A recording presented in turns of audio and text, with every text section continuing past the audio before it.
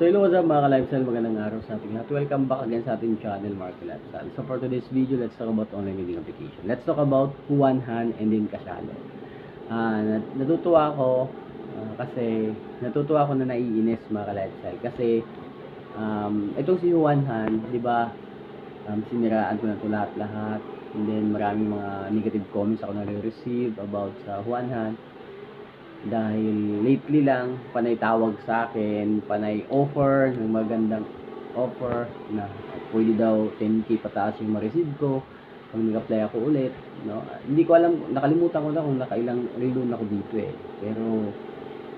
Pero hindi po ako nag-due dito, hindi kahit isang araw lang, hindi ko talaga. That's why siguro panay offer tong mga agent sa akin, panay tawag. Kahit ngayong umaga lang, no, 60 panay tawag pa rin. So ayun, this time lang, no, tinry ko na lang po mga ka-lifestyle for the sake na nainis na ako kasi panay tawag. Hindi, tinry ko na lang kung totoo ba yung ino-offer nila. Yun nga, na-disappoint ako na naman mga ka-lifestyle this time. Hindi ko alam kung bakit, imbis na tumaas na, imagine from 6,500 mahigit yung last loan ko dito, no, bumaba ng 2,000. Hindi ko alam kung bakit. Sila kasi yung nag-i-evaluate, sila yung nag-a-approve eh. Yun, na-shock lang ako. Ewan ko kung bakit. Siguro alam na nila yung mga history ko about sa leading application, na meron ako mga inabandon dati, meron ako mga hindi nabayaran. That's why siguro may nag-forward sa kanila na connected sa kanila, that's why lumiit. Pero as far as I know, if itong mga online reading application is connected sa mga online reading application na abandon mo, automatic reject. Pero kung hindi naman na-reject, na-approve pa rin ng 2,000. Yun yung nakakainis, no? Panay offer na magandang offer, 10k daw pataas, hindi pwedeng ma-receive. In the end, madi-disappoint ka lang, magiging token lang. Pero anyways, okay lang, maliit lang din naman, babayaran lang natin din yan. Baka bukas para hindi na tayo ulit kasi sobrang hirap, malasubas tong online reading application ito eh. Akala mo talaga And then ito pa, no, si Kasyalo. So si Kasyalo, itong dalawang online reading application na lang ito, na ito talaga yung panay nilulunan ko mga ka-lifestyle. Kasi nung una maganda kasi ito eh, maganda. Kung magkano yung nalon mo, yung kabuuan, yun din yung ibibigay. No, both Juanhan and din si Kasyalo. So itong si Kasyalo mga ka-lifestyle, siniraan ko rin ito, diba, sa inyo. Sinabi ko na hindi rin maganda yung system na to. Lumiliit din yung, imbis tumaas yung credit limit, mababa. So this time mga ka-lifestyle, tumaas ko. Yung last loan ko dito is 4,000 mahigit. Then umabot na po siya ng 5,000. Konti lang yung itinaas, pero at least tumaas mo, no?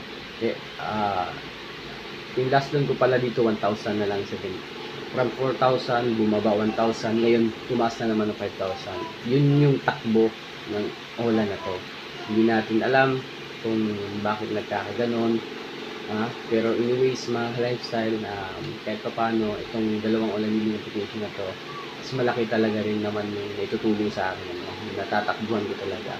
So meron nag-comment, meron nabasa kong comment na sabi doon na sinisiraan ko daw yung online reading application pero naglulun ako, no?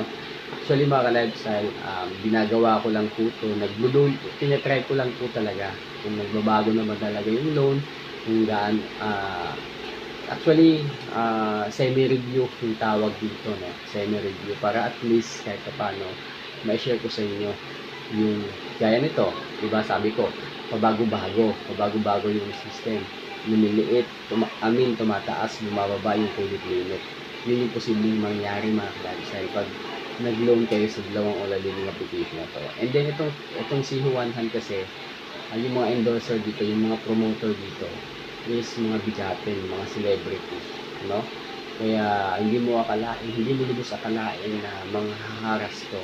Actually may ilang mga comments ako nababasa, pero hindi masyadong nami-mention talaga ito, no, sa mga comment section ng mga videos ko. Ito nababasa ko lang to sa Facebook.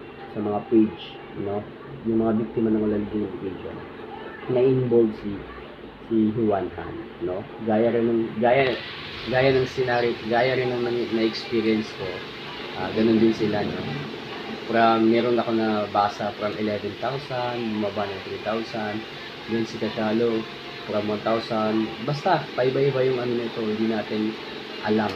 Pero ganun pa man mga lifestyle, in the end of the day, nasa sa inyo pa rin yan if maglulun kayo dito o hindi. Ako, sinishare ko lang sa inyo yung experience ko sa dalawang online dating application na nilulunan ko.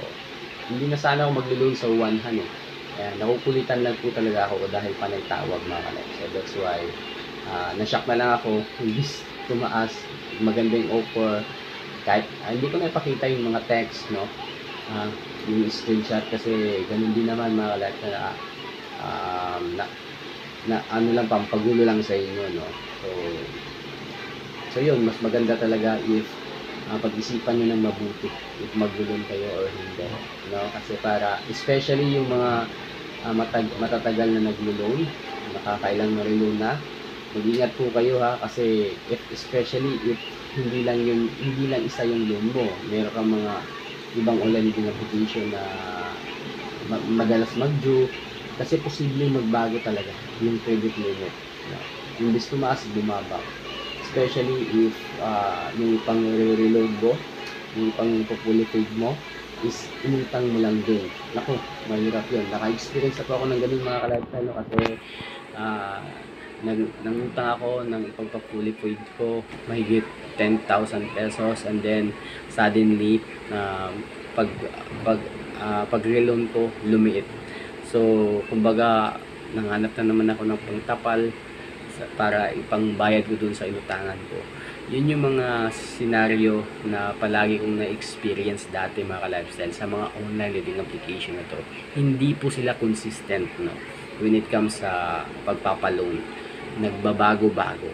Ewan ko lang shoutout sa lahat po ng mga wala namang mga inabandon, walang mga due, kung ano yung mga experience nyo, kung nagbabago-bago ba yung credit limit or maintain lang.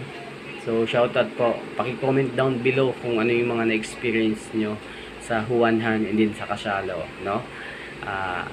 yun, marami akong mga nare-receive din na comment kasi yun, gaya nga nasabi ko, sinisiraan ko daw yung mga online dating application pero naglulun ako. Tinry ko lang po para malaman din ng ibang tao kung ano yung mga interest or basta yung pinaka point ko dito. That's why naglun ako sa dalawang online dating application na to. Maliban sa, of course, magpapakatotoo tayo, kailangan din naman natin ng pera.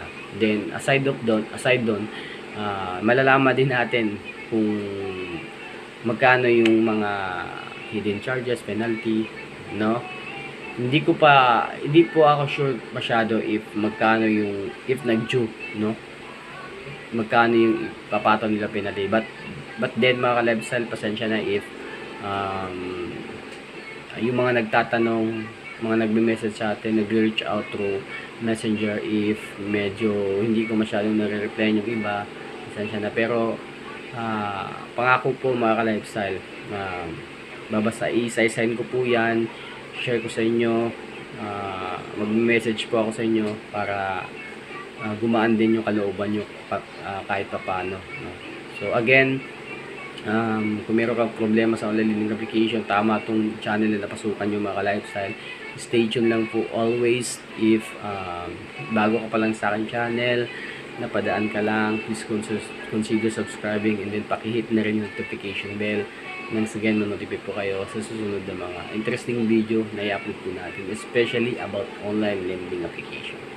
So yun lang mga ka-lifestyle, ingat-ingat lang po ulit sa mga contacts natin. Huwag po natin ibibigay yung mga VIP na mga contacts natin para in the future walang problemang mangyari, walang barangayan. So yun lang mga ka-lifestyle, peace.